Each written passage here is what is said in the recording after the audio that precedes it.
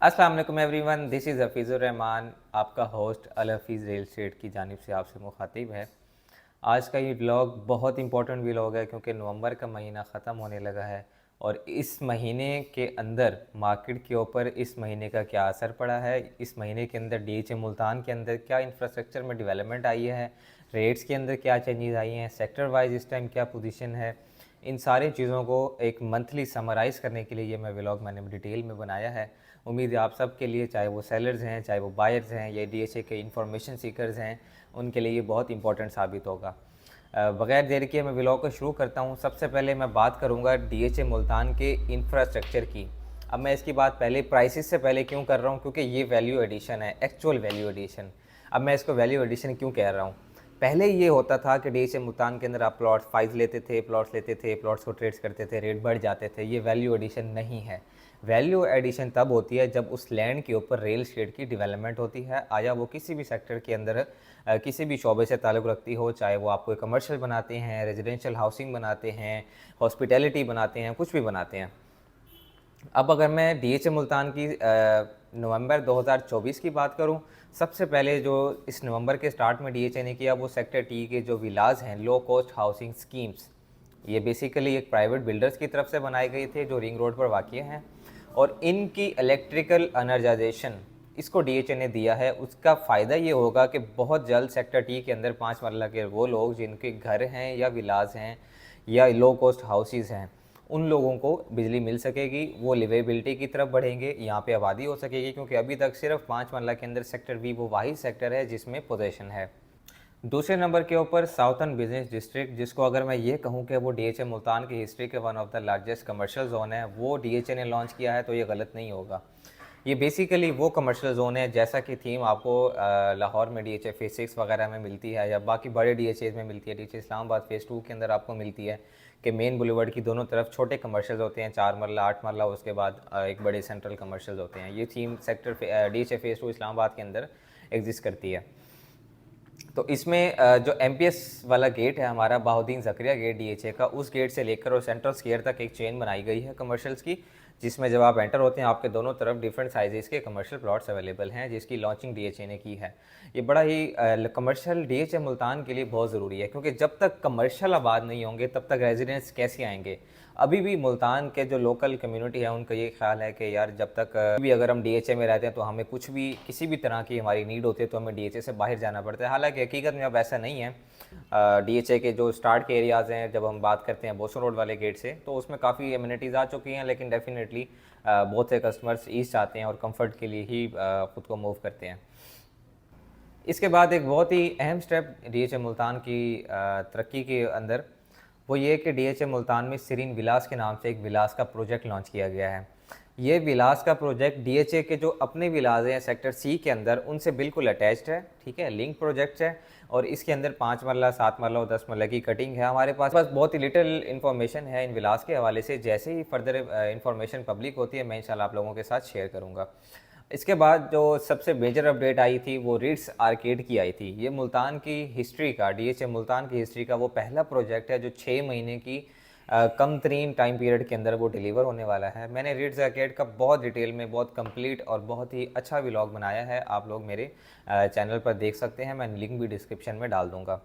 तो Ritz arcade के और सीरीन विलास के आने से जो डीएचए के अंदर एक नई जान आई है, क्योंकि 5वें नंबर पर डीएचए मुल्तान सेक्टर एन जो एक कनाल की कैटेगरी है, ये वो सेक्टर है जो सेंट्रल स्क्वायर का सेक्टर है। ये सेंट्रल स्क्वायर के साथ अटैच होने के साथ साथ मेन बुलेवर्ड के साथ भी अटैच है 2 साइड से, जिसमें 2 कनाल की साइड जिना बुलेवर्ड से अटैच है, जबकि 1 कनाल की साइड हमारे एमपीएस रोड वाली बुलेवर्ड से अटैच है, जिसको इकबाल बुलेवर्ड कहते हैं। तो इसके अंदर क्योंकि हमारा ये वो वही सेक्टर है जो रिंग रोड के अंदर नॉन पोजीशन सेक्टर है एक्सेप्ट ऑफ सेक्टर के, तो इसकी पोजीशन को तो ऑलरेडी डीएचए दे चुका था, लेकिन अब डीएचए ने इसकी जो ग्राउंड ब्रेकिंग है, जो इलेक्ट्रिकल वर्क्स की ग्राउंड ब्रेकिंग है वो की है। हमारे जो पीडी हैं रिजवान गुमन साहब, उन्होंने की थी, और इससे इलेक्ट्रिसिटी हर घर तक, हर उस फर्द तक पहुँचेगी जो यहाँ पर अपना घर बनाना चाहता है। सेक्टर एन याद रखें, ऐसा सेक्टर है जिसको at a time boson road की अप्रोच भी हासिल है इक्वल डिस्टेंस के ऊपर, और सेम डिस्टेंस के ऊपर उनको बहाउद्दीन ज़करिया गेट जो कि एमपीएस रोड पर वाक़ है उसकी भी अप्रोच हासिल है। तो नाजरीन, ये थी वो अपडेट्स, मेजर अपडेट्स जो आपको देना बहुत ज़रूरी था। इसके बाद अब मैं अगर प्राइसेस की बात करूं तो viewers, despite all the challenges जो कि DHA मुल्तान ने फेस किए और वो चैलेंजेस जो क्लाइंट्स ने भी फेस किए, जैसा कि डेवलपमेंट चार्जेस का बढ़ना, क्योंकि ऐसे नाजुक मोड के अंदर ये बड़ा एक क्रिटिकल सिचुएशन थी और ऐसे टाइम के अंदर डेवलपमेंट चार्जेस इंक्रीज़ करना बहुत टफ एक डिसीजन था DHA मुल्तान के लिए एज़ वेल एज़ क्लाइंट्स के लिए जिन्होंने ये चार्जेस पे करने थे। इसका एक बेनिफिट ये तो हम ज़रूर कह सकते हैं कि इससे लिवेबिलिटी की तरफ प्रेशर आएगा, क्लाइंट्स कस्टमर्स घर बनाएंगे, लेकिन हमारे DHA मुल्तान के अंदर अभी भी बहुत से इन्वेस्टर्स अदर सिटीज़ के या ओवरसीज़ हैं जिन्होंने यहाँ पे सिर्फ इन्वेस्टमेंट की पर्पज़ के प्लॉट लिए थे, और जिसमें लाहौर, इस्लामाबाद, कराची, बड़े शहरों के इन्वेस्टर्स भी शामिल हैं। तो उन सारे चैलेंजेस के बावजूद भी प्राइसेस काफ़ी हद तक सस्टेन रही हैं और डिफरेंट सेक्टर्स के अंदर डिफरेंट प्राइस रेंज रही है।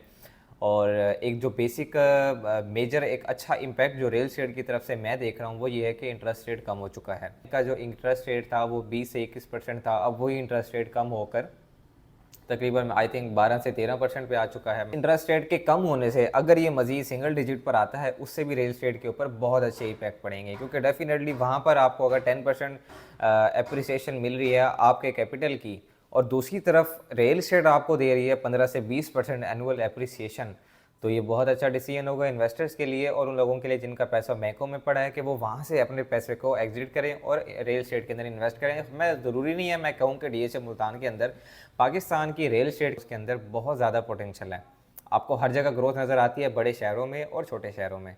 सिर्फ ये है कि आपका बिल्डर, आपका डेवलपर, आपका सोसाइटी, आपका प्रोजेक्ट और आपका मेंटर जो आपका रियल एस्टेट एजेंट है वो ऑनेस्ट हो, अच्छा हो।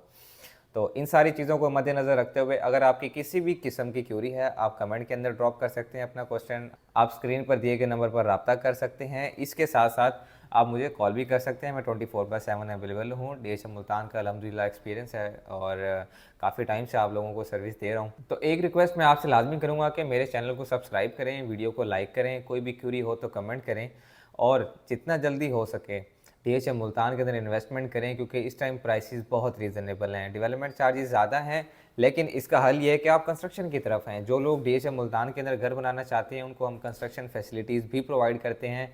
अच्छे से अच्छी कंस्ट्रक्शन कंपनी और आर्किटेक्ट हमारे पास अवेलेबल है। आप जब चाहें आप अपनी क्यूरी ड्रॉप करें, हम आपको देंगे बेस्ट सर्विसेज कंस्ट्रक्शन के हवाले से, कंसल्टेंसी के हवाले से और प्लॉट्स के हवाले से।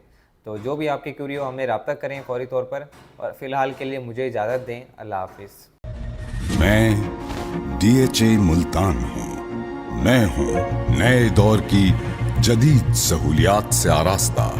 मैं हूँ DHA मुल्तान, आने वाले कल का मुल्तान।